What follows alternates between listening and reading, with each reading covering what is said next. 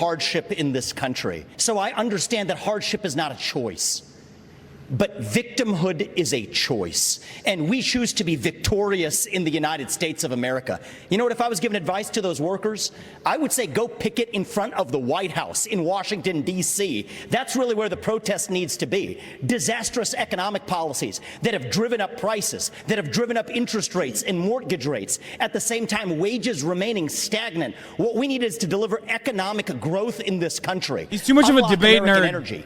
Drill, frack, burn coal, embrace nuclear energy, put people back to work by no longer paying them more money to stay at home, stabilize the U.S. dollar itself, and rescind a majority of those unconstitutional federal regulations that are hampering our economy. Vice President Pence, last week you said you side with American workers, but you also support how these companies operate. Which is it? Look, I do disagree with something Tim Scott just said. Joe Biden doesn't belong on a picket line. He belongs on the unemployment line. Oh, nice, dude. I mean, look, I'm from the second leading manufacturing Comedy is illegal in evangelical Christianity, I think. I was governor. He looks way more dead today, maybe because he's not next to Asa Hutchinson. Let's get rid of unfair distortions like the state and local tax that they give to wealthy people in blue states and not paid by red states. And let's make sure we make the small business taxes permanent. They only made those temporary. They made the corporate taxes permanent. Let's focus on what it takes to get more cash in the pockets of workers. Bro, Nikki Haley is like the inside terrorist, dude. I swear to God. She keeps cutting commentary for Joe Biden. Allow me to. The fuck? She literally. Allow me to. I'm sorry, I have to jump in because we're missing the point, and every other network is missing the point. The reason why people are striking in Detroit is because Joe Biden's interference with capital markets and with free markets. The subsidies, we're subsidizing the automakers and we're subsidizing the cars, and a particular kind of car, not every car. We're subsidizing electric vehicles. And when you decide that we're going to take all of your taxpayer monies, take $1 billion, subsidize a certain type of vehicle, and the batteries come from China. China controls 85% of the rare earth minerals. They're called rare earth because they're measured in parts per million.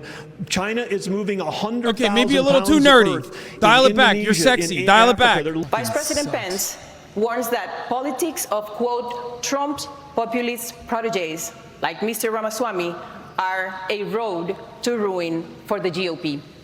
If the government shuts down, should voters blame populist Republicans? Voters should blame everybody who's in Washington, D.C. They get sent down there to do the job, and they've been failing at doing the job for a very long time. During the Trump administration, they added $7 trillion. $7 trillion in national debt. Let's go. It's national debt time. These are in his basement. Great. Typical Republican talking points to hammer home, baby. And Donald Trump, everybody loves this shit. In the post-Trump world, nobody gives a fuck. And won't show up here to answer questions like all the rest of us are up here to answer. He put $7 trillion on the debt. He should be in this room to answer those questions for the people you talk about who are suffering. And if the government, he's coming for New Hampshire, baby. He's gunning for that second spot. He's going to get 12% of the vote in New Hampshire, and then it's the Christie train, who has failed to do their job and just plays to the grandstand. The next question is for Governor DeSantis. If we want to get things done, here's how we get it done in Washington. We must find a way. Can we please respect the time? What the fuck's happening? Governor DeSantis, you haven't spoken, please. The people in Washington are shutting down the American dream with their reckless behavior. They borrowed, they printed, they spent, and now you're paying more. You're boring the hose. They are the reason for that. Boring, Ron. Governor Christie, as governor of a non-border state in 2010, you supported a path to citizenship. But when you ran for president in 2016, you flipped, saying immigrants should be tracked like FedEx packages. Where do you stand now on a path to citizenship? Oh my God! 11 million of undocumented immigrants. Well, the problem is that since no one has done anything since we first had this discussion, dude, I didn't even know that. We're not in a position to be able to do any of that anymore. What we have to do now is first treat this like the law enforcement problem it is. Our laws are being broken every day at the southern border, every day. And Joe Biden and his crew is doing nothing. That is going to be the greatest polling that Chris Christie has ever, by the way, received. Governor DeSantis, China invested $12 billion in Latin America just last year. They signed strategic partnerships with 7 countries, including Mexico. And China's military ties to the region now include arms sales and training exercises. Are you comfortable with China deepening ties with our southern neighbors? Of course not. And the reason why we're in this mess is because elites in D.C. for far too long have chosen surrender over strength when it comes to the CCP. Some people in our country got rich, our industrial base got hollowed out, and they have been able to build the second most powerful military in the entire world. We need a totally new approach to China. We are going to have real hard power in the Indo-Pacific, like Reagan, to deter their ambitions. We're going to have economic independence from China, where we're decoupling our economy, and we are going to go after the cultural power they have in this country. As governor of Florida, so what happens? Do the liberals hear this and go, "Oh my God, I'm so horny. I might vote for Ron DeSantis"? All across these United States, we shouldn't have them in our universities. We shouldn't have Confucius institutes. Wait, what? So you see a country in decline. Our power's in decline. China's going to surpass us this decade, and if they do that, that's going to affect every single American household. As your president, I am not going to let that happen. I'm going to reverse this country's decline. We are going to choose strength, not surrender when it comes to the CCP. Did you just say we're banning the Chinese from our universities? Universal deportation for all undocumented immigrants and their children, even if the children are citizens of the United States. Under what legal premise will you expel U.S. citizens? So the first thing I want to say is I agree with everything. The Republicans on the stage are on the right side of this issue. Militarize the southern border, stop funding sanctuary cities, and end foreign aid to Mexico and Central America to end the incentives to come across. But I do go a step further. You're right about that, Ilya. I favor ending birthright citizenship for the kids of illegal immigrants in this country.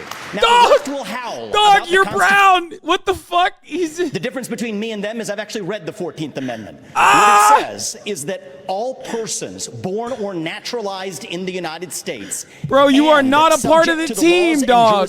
You are not a part of the team. The people that want to do that want you out too. The kid of a Mexican diplomat in this country enjoys birthright citizenship. Not a judge or legal scholar in this country will disagree. Boys, I'm losing it. I'm losing my citizenship. If Ramaswamy becomes president, then neither does the kid of an illegal migrant who broke the law to come here. So the challenge that we face is in fact one that has to do with whether or not the people that come here are under the jurisdiction of our laws. And frankly, if you come here illegally, you are not.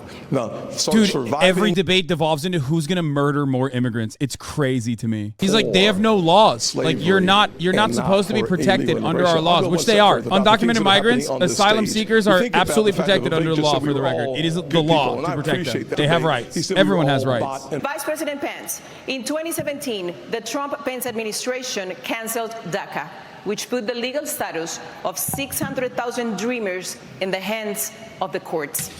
Dreamers work and they pay taxes. As president, if the Supreme Court ends DACA, would you work with Congress to reach a permanent solution for Dreamers?